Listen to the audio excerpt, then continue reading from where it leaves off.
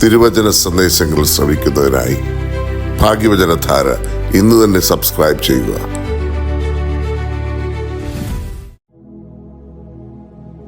ത്രിയേക ദൈവത്തിന് സ്തുതി. ഭാഗ്യവചനധാരയിലേക്ക് ഏവർക്കും സ്വാഗതം. അപ്പോസ്തല പ്രവൃത്തികൾ 10-ാം അധ്യായം 33-ാം വാക്യം. നീ വന്നത് ഉപകാരം, കർത്താവ് നിന്നോട് കൽപ്പിച്ചതൊക്കെയും കേൾപ്പാൻ ഞങ്ങളെല്ലാവരും ഇവിടെ ദൈവത്തിന് മുൻപാകെ കൂടിയിരിക്കുന്നു എന്ന് പറഞ്ഞു.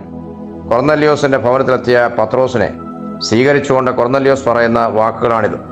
കൊർന്നല്യോസ് റോമാ പട്ടണത്തിലെ പ്രജാതിക്കാരനായ ഒരു ശതാധിപൻ ആയിരുന്നു.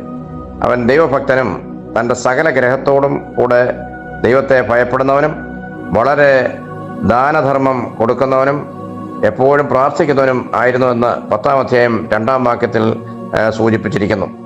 അവൻ ഒരു ദിവസം പ്രാർത്ഥിക്കുമ്പോൾ ദൈവദൂതൻ അവന് പ്രത്യക്ഷപ്പെട്ടു. ആ ദൂതൻ അവനോട്, നിന്റെ പ്രാർത്ഥനയും ധർമ്മവും ദൈവത്തിന് മുമ്പിൽ എത്തിയിരിക്കുന്നു. നീ യോപ്പായിലേക്ക് ആളയച്ച് ശീമോനെ വരുത്തുക, അവൻ നിനക്ക് മാർഗനിർദ്ദേശം നൽകും എന്ന് പറഞ്ഞു. ഇതേ സമയത്ത് തന്നെ കൈസറിയയിൽ നിന്ന് ഏകദേശം 30 മൈൽ അകലെയുള്ള യോപ്പ പട്ടണത്തിൽ തുകൽപ്പണിക്കാരനായ ശീമോന്റെ ഭവനത്തിൽ പ്രാർത്ഥിച്ചുകൊണ്ടിരുന്ന പത്രോസിനും ഒരു ദർശനം ഉണ്ടാകുന്നു. ആകാശം തുറന്നിരിക്കുന്നതും വലിയൊരു തുപ്പട്ടി പോലെ 4 കോണും കെട്ടിയിട്ട് ഭൂമിയിലേക്ക് ഇറക്കി വിട്ടൊരു പാത്രം. അതിൽ ഭൂമിയിലെ സകലവിധ നാൽക്കാലികളും ഇഴജാതികളും ആകാശത്തിലെ പറവയും ഉണ്ടായിരുന്നു. പത്രോസെ, എഴുന്നേറ്റ് അറുത്ത് തിന്നുക എന്നൊരു ശബ്ദം കൂടെ കേൾക്കുന്നു. അതിന് മറുപടിയായിട്ട് പത്രോസ്, ഒരിക്കലും പാടില്ല കർത്താവേ, മലിനമോ അശുദ്ധമോ ആയ യാതൊന്നും ഞാൻ ഒരു നാളും തിന്നിട്ടില്ലല്ലോ എന്ന് പറഞ്ഞു. അതിന് ദൈവം, ശുദ്ധീകരിച്ചതിനെ മലിനം എന്ന് വിചാരിക്കരുത് എന്ന് സ്വർഗത്തിൽ നിന്ന് മറുപടി ലഭിക്കുന്നു. ഇത് 3 പ്രാവശ്യം ആവർത്തിക്കുന്നു. ഈ ദർശനം എന്തായിരിക്കും എന്ന് ഉള്ളിൽ ചിന്തിച്ചുകൊണ്ടിരിക്കുമ്പോഴാണ് കൊർന്നല്യോസ് അയച്ച ആളുകൾ പത്രോസിന്റെ അടുക്കൽ കടന്നു വരുന്നത്. ഉടൻ പത്രോസിന് ദർശനത്തിന്റെ അർത്ഥം മനസ്സിലായി. ആദിമ സഭയിൽ സംശയത്തോടെയും ഇപ്പോൾ ആവശ്യമില്ല എന്ന ചിന്തയോടെയും മാറ്റിവെച്ചിരുന്ന പ്രജാതികളുടെ ഇടയിലെ സുവിശേഷീകരണം ധൈര്യത്തോടെ നിർവഹിക്കുവാൻ ക്രിസ്തു പച്ചക്കൊടി കാട്ടിയതായിരുന്നു തൻ്റെ ദർശനമെന്ന് പത്രോസിന് മനസ്സിലായി. പത്രോസ് മനസ്സുകൊണ്ട് പ്രജാതിക്കാരനായ കൊർന്നല്യോസിനെ സ്വീകരിക്കുവാൻ തയ്യാറായി. ആ വന്ന ആളുകളോടുകൂടെ കൊർന്നല്യോസിന്റെ ഭവനത്തിലേക്ക് പോവുകയും ചെയ്തു. അവിടെ ചെന്ന ഉടൻ കൊർന്നല്യോസ് പത്രോസിനെ സ്വീകരിച്ചുകൊണ്ട് പറയുന്ന വാക്കുകളാണ് ഇന്നത്തെ സന്ദേശത്തിനായി ആമുഖത്തിൽ രേഖപ്പെടുത്തിയത്. നീ വന്നത് ഉപകാരം. എത്ര സന്തോഷകരമായ ഒരു സ്വീകരണമാണ് ഈ ഒരൊറ്റ വാചകത്തിലൂടെ കൊർന്നല്യോസ് പത്രോസിനും സംഘത്തിനും നൽകുന്നത്. പ്രജാതിക്കാരനാണെങ്കിലും അയാളുടെ വ്യക്തിത്വത്തിന്റെ മഹനീയത ഈ വാക്കിൽ നമുക്ക് ദർശിക്കാം.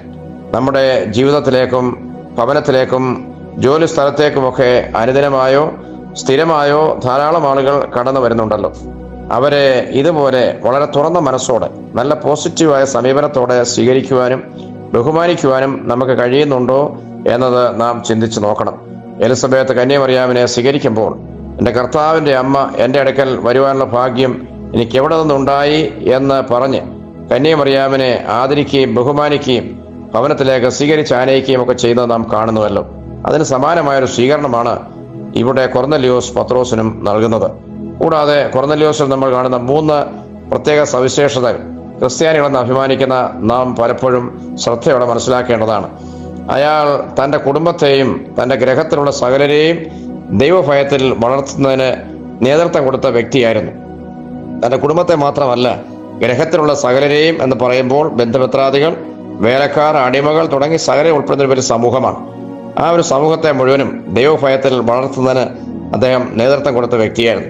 സ്വന്തം ഭാര്യയെയും മക്കളെയും പോലും ദൈവഭയത്തിൽ വളർത്തുവാൻ തക്ക മാതൃകയില്ലാത്ത ജീവിതം നയിക്കുന്ന സകലർക്കും കൊർന്നല്യോസ് ഒരു മാതൃകയായിരിക്കുന്നു.